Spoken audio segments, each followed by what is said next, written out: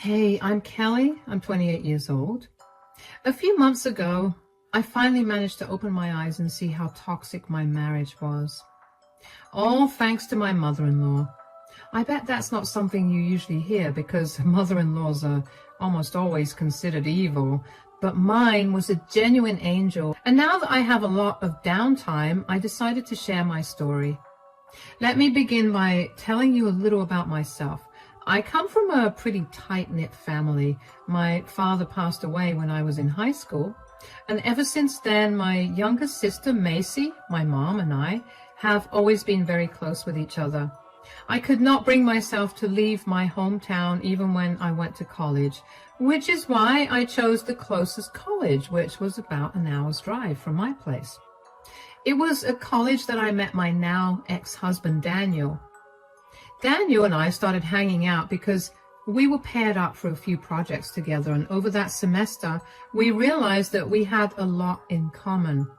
After remaining friends for over a year, we decided to give dating a shot. We ended up falling pretty hard for each other, and we continued to date for another 4 years. During that time, I had gotten closely acquainted with his family. Daniel's family only consisted of him, his mother, and his brother. Yeah, I guess you can see where a lot of our commonalities stem from, but unlike me, Daniel's father was not dead.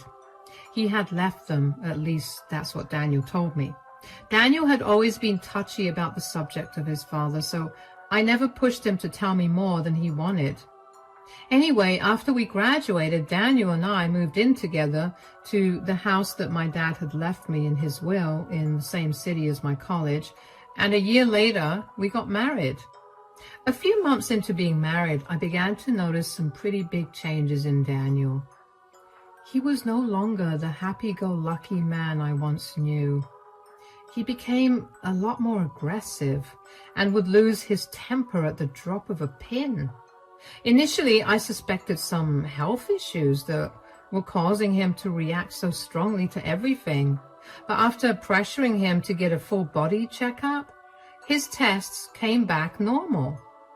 The only other reason for Daniel's change in mood was his mental health.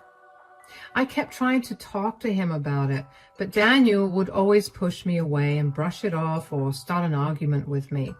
What made it worse was his sudden change in attitude towards my mom and sister. I used to see them at least once a week, and Daniel would even accompany me most of the time, but with his sudden behavior change, he began to yell at me for wanting to spend time with my family. At first, I would fight with him over it, but as the months passed, I began to give up. I just let him have his way, and that's how it remained for the next 2 years.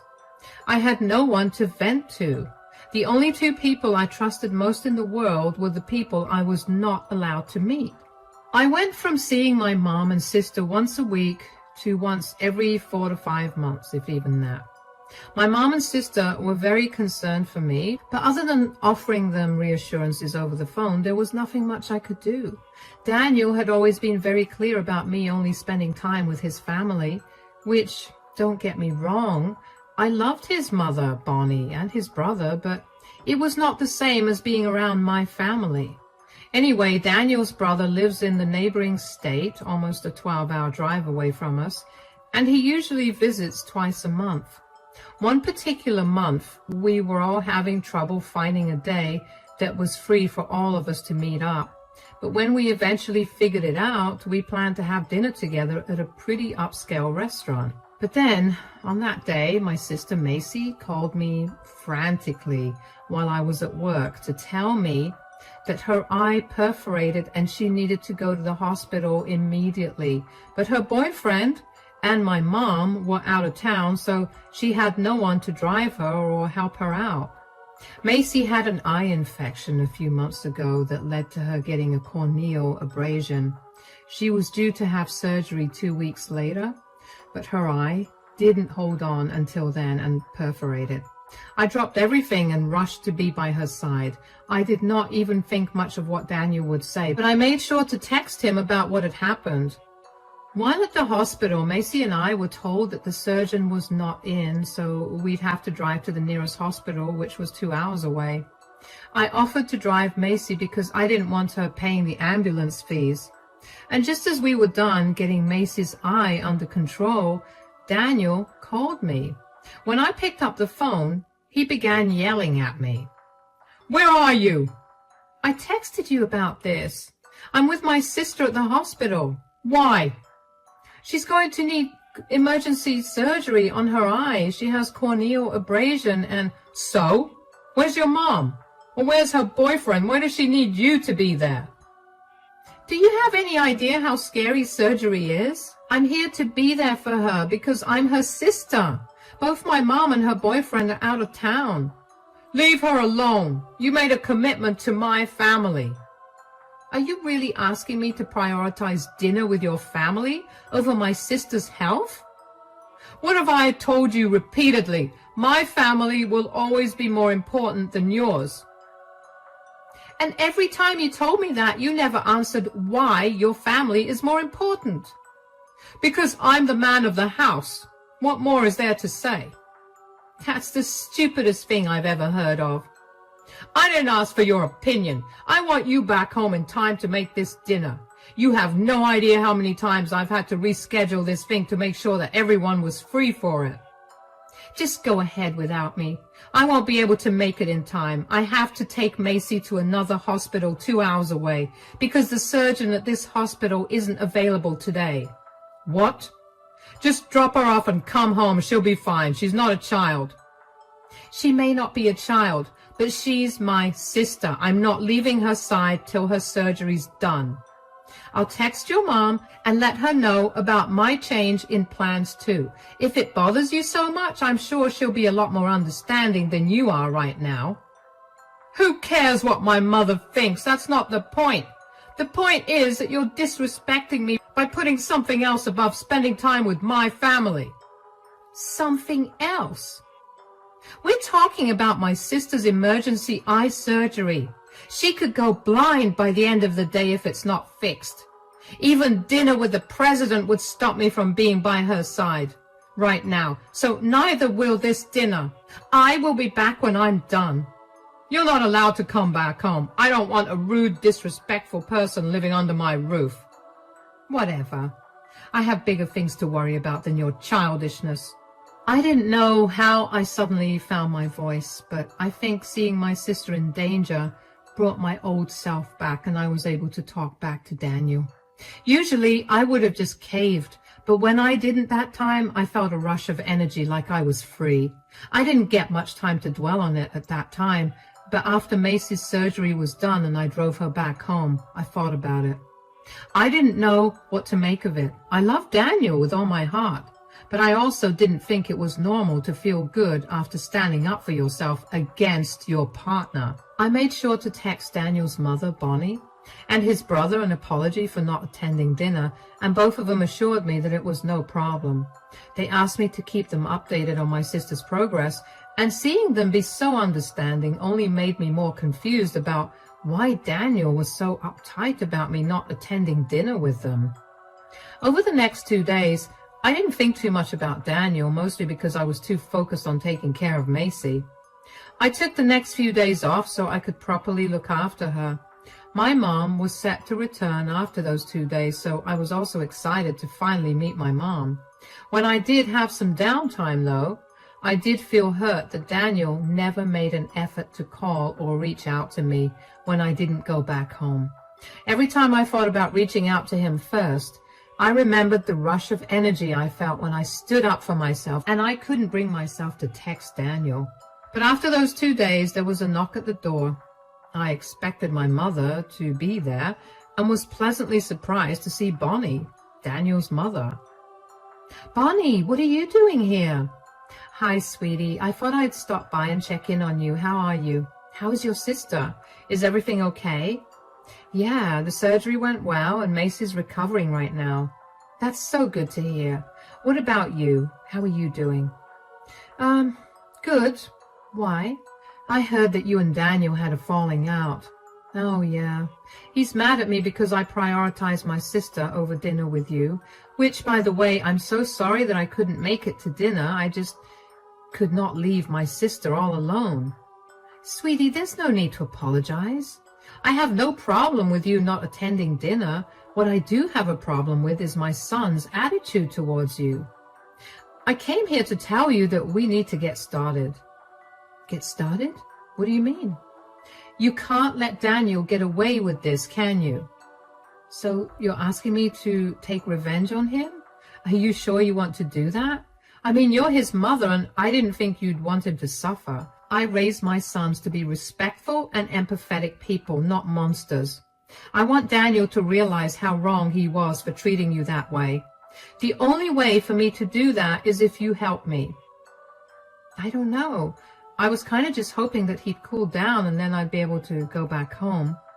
Besides, my sister needs me here anyway, and having him stay mad at me is the perfect excuse to be here and not return home. I don't know if you can hear how sad that is, because it really is. You shouldn't need an excuse to stay away from home. Yeah, but you know how Daniel is. He has to get what he wants, and he throws a tantrum until he does. I know that sounds horrible, but that's what I signed myself up for when I married him. It doesn't have to be that way. I have to ask you, has he always been like this? Well, not always. He only became like this after we got married. Don't you think that something must have happened to make him change so drastically? I mean, yes, but I don't know what you want me to do about it. I tried talking to him about it many times, but he just shut me down, or he started a fight with me. Eventually, I got tired and just went with the flow. Sweetie, you got too used to letting Daniel have his way. Is this really how you want to live the rest of your life? No, I really don't. Great. Then we're going to start doing some research into him. I'm sure something is going on, and we're going to expose him. When he comes crying to me, I'm going to give him a piece of my mind. All right. You've got me there. I would like to see him crying. He's made me cry so much now that I barely feel the need to. We'll make sure to teach him a lesson. Would you like to have some tea? We can discuss how to go about this over tea. Of course. I'll be completely honest when I say that up until that point, I had never stopped to think of how oppressive Daniel had been. I had only been trying my best to be understanding of his situation. I thought he was struggling with something, and I didn't want to push him to feel better or talk about it unless he was comfortable with it. I had been so wrapped up about his feelings that I neglected my own. Having Bonnie pointed out to me made my whole world shift perspective. I saw Daniel for what he was, a manipulative, abusive man. Bonnie and I had a long conversation after that. We discussed how my marriage had been going, and with every point I brought up along with how I dealt with it, I could see Bonnie getting sadder and sadder for me. It was a wake-up call to take better care of myself. Bonnie left after my mom arrived, but not before telling me to go back home so I could look into what had caused a huge shift in Daniel's behavior. I promised her that I would. I spent the next day at my sister's place with my mom and sister before finally gathering up the courage to go back to my home. When I got back, Daniel was not home because he was at work, and that gave me some time to snoop around his belongings. I searched his office, his closet, and his bedside table, but found nothing. When Daniel returned home, he seemed unfazed to see me there. He didn't say a word to me, and usually that would upset me a lot. But that day, I refused to engage him. I would not give in. If he was stubborn, I was way more stubborn than he expected. When Daniel went to take a shower, I decided to look through his phone. I hoped to find some evidence, but all his chats were normal. There was no woman or any odd messages, all except for one. There was a new contact, and Daniel had been texting this person a lot. And a lot of messages were really vile. I monitored these chats over the next few days and noticed that this person was the only person that Daniel texted regularly. So I called Bonnie about a week after I last saw her and asked her to meet me at the coffee shop near her house. After we exchanged greetings and did a quick check-in with each other, I told her about what I'd found.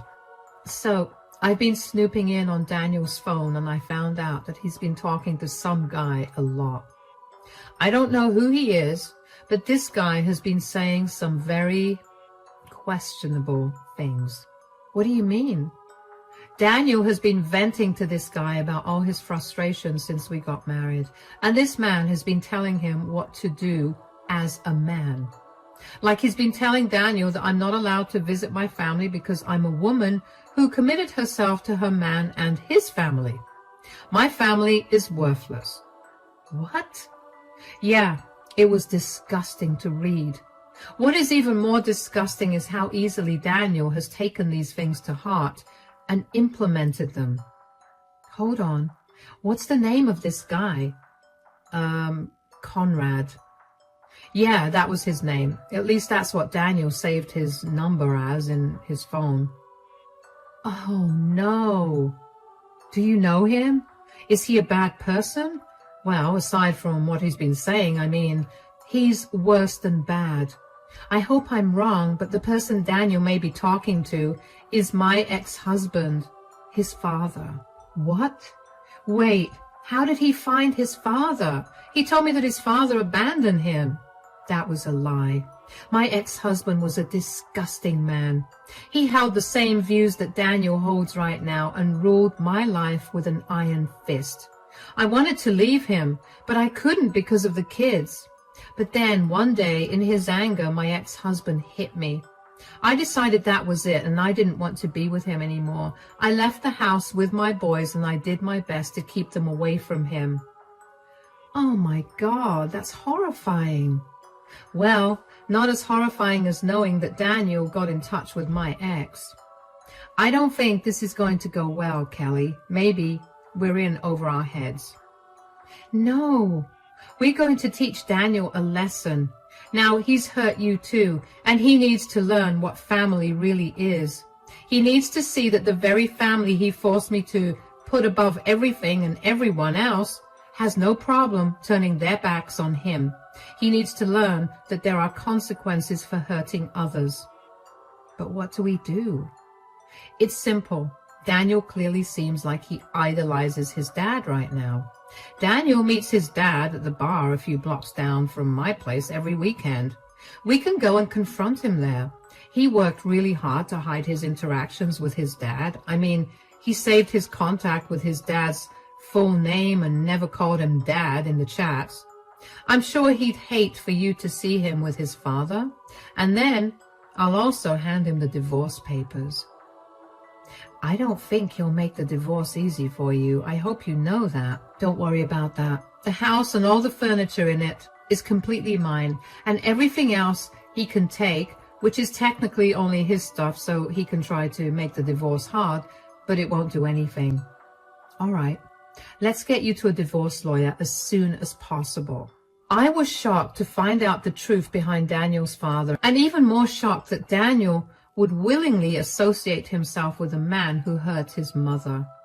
Bonnie was quite literally one of the kindest people I'd ever met, and I could never imagine hurting her like this. Bonnie tried to act strong, but I knew that on the inside she was heartbroken, and that only made me want to hurt Daniel more. Over the next week, Bonnie and I started the filing process for the divorce, and when I got the divorce papers in my hand, Bonnie and I made our way to the bar where Daniel frequented to meet his father. We immediately spotted them, and before I could stop myself, I approached them. Enjoying yourself, Daniel? What are you doing? Mom, why are you here? Oh, wow. Would you look at that? My ex-wife returned. I told you you'd come back. You're pathetic and weak like that. I'm not returning to you, Conrad. I'm here for my son. Why have you been filling his head with garbage? Didn't you do enough damage to our family? You had to fill Daniel's mind with that garbage? Garbage? What I speak is the cold, hard truth. But of course a woman like you will never understand that because you don't have the intellect to. Do you seriously think that you're intellectually better than me? You don't even have a college degree and you can't stay employed for more than 3 months. People just cannot seem to stand the power of my masculinity. The whole world is going to the dogs. There are no real men left, and I was just teaching my son how to be a real man. None of what you say is good advice.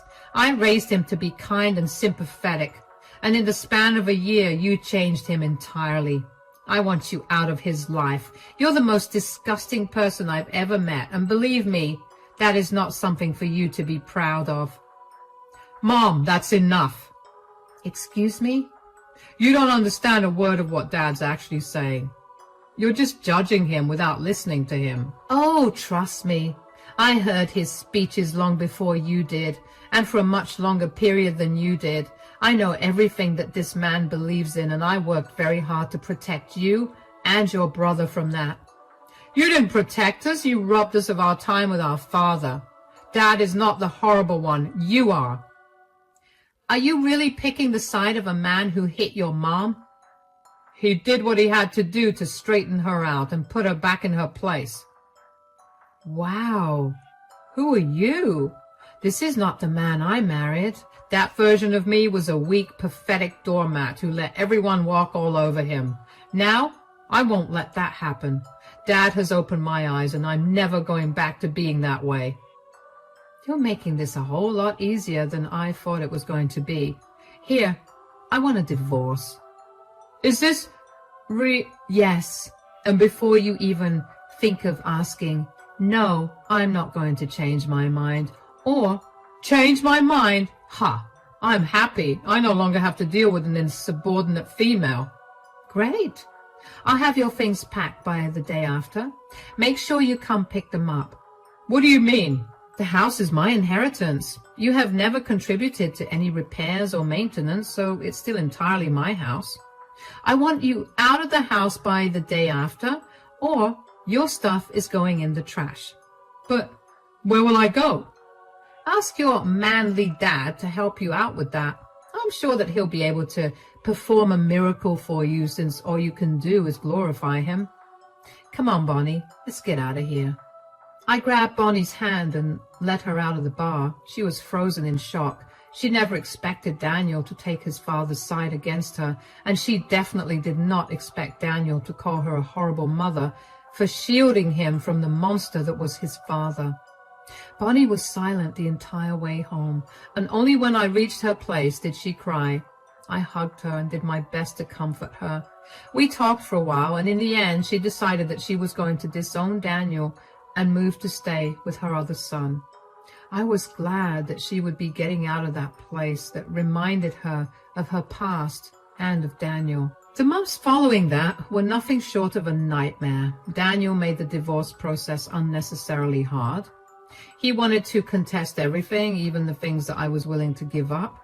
He also tried to get me to pay him $10,000 for all the money he spent on groceries and other miscellaneous expenses while he was living in my house, without which he said he wouldn't move. Thankfully, since that money was his personal expense, I had no reason to pay it, and he had to move out. The divorce didn't take much longer after that, and after almost a year of going to court, the divorce was finalized. I was finally free. I even had a celebration party for it, and I invited Bonnie and Daniel's brother to attend it as well. For a few weeks, everything was quiet. I was getting used to being alone at home. I made sure to change the locks, added an extra lock, the one with the chain that allows me to open the door just a little bit, and install security cameras at the front and back doors. It was a good thing I did all of this, because one day, Daniel showed up at my front door.